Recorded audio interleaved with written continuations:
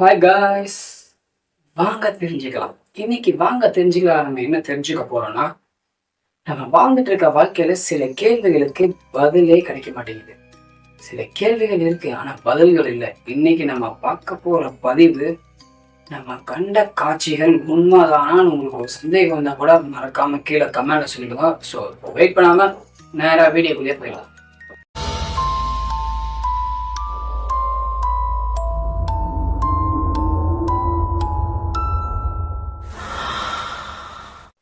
First one ஸ்ட்ரேஞ்சுன்னு தான் நான் இதுக்கு பேர் வச்சிருக்கேன். ஏன்னா இப்ப பார்க்க போற இந்த காட்சி பட்ட பகல்ல பயங்கரமா நடந்த ஒரு சம்பவம் தான்.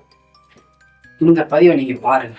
பட்ட பகல்ல யாருமே இல்லாத நேரம் தான் சொல்ல முடியாது. எல்லாருமே இருக்கிற நேரத்துல ஏதோ ஒண்ணு ஒருத்தவங்க தர தர தர தரன்னு இழுத்துட்டு போற இந்த காட்சியை பார்த்தா எல்லாருக்குமே மைண்ட் என்ன தோணுது அப்படின்றத மறக்காம கீழே கமெண்ட்ல சொல்லிடுங்க.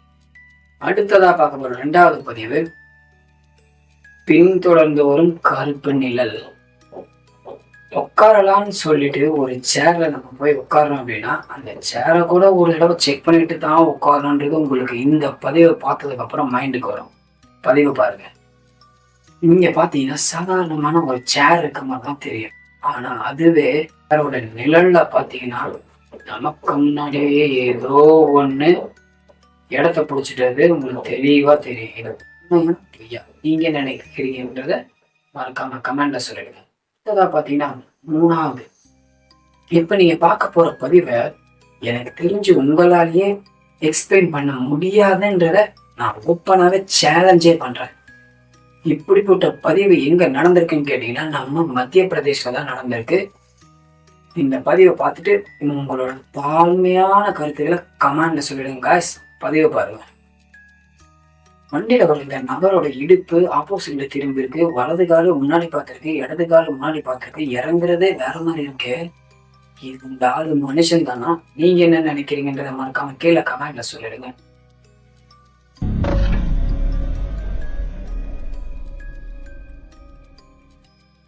அடுத்ததா பார்க்க போறது நாலாவது, மோமைடு. கனவு கண்ணில காய்ஸ், கடல் கண்ணி. கடல் கண்ணி இருக்காங்களா இல்லையான்றது எப்படி ஆத்மா பேயெல்லாம் இருக்கா இல்லையான்னு விவாத நிலையில இருக்கும். அதே போலதான் அட்லாண்டிஸ்ன்ற ஒரு சமூகம் இன்னமும் இருக்கா இல்லையான்றது விவாதத்துல தான் இருக்கு. ஆனா இப்ப நீங்க பார்க்க போற பதிவுல ஒரு வேலை இருக்கலாமோ அப்படின்னு உங்களுக்கு ஒரு சந்தேகம் வரும். வந்ததுன்னா கீழே கமெண்ட்ல சொல்லிடுங்க. பதிவு பாருங்க.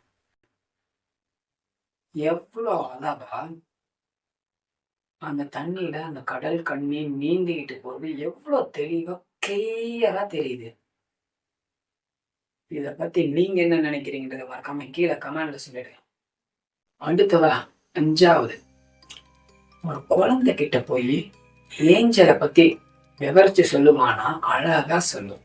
வெள்ளையா இருப்பாங்க, ரெக்கை இருக்கும், பறந்து வருவாங்க. ஆனா அதே குழந்தைகிட்டையும் சரி பெரியவங்க கிட்டையும் சரி, ஏன் ஏஞ்சல்னா வெள்ளையாதான் இருக்கணுமா? ஒருவேளை கருப்பா இருந்தா ஏஞ்சல் ஏத்துக்க மாட்டோமா அப்படின்னு கேட்டா இப்ப நீங்க பார்க்க போற பதிவுல உங்களுக்கான பதில் கிடைக்கும். பதிவை பாருங்க. நீங்களே பார்த்தா உங்களுக்கே கிளியரா தெரியும். வானத்துல கருப்பா ரெக்க வச்சுக்கிட்டு ஒரு ஏஞ்சல் மாதிரி ஒரு உருவம் பறந்து போகும். உங்களுக்கே பளிச்சுன்னு தெரிஞ்சிருக்கும். நீங்க என்ன நினைக்கிறீங்கன்றத மறக்காம கீழே கமெண்ட்ல சொல்லுங்க.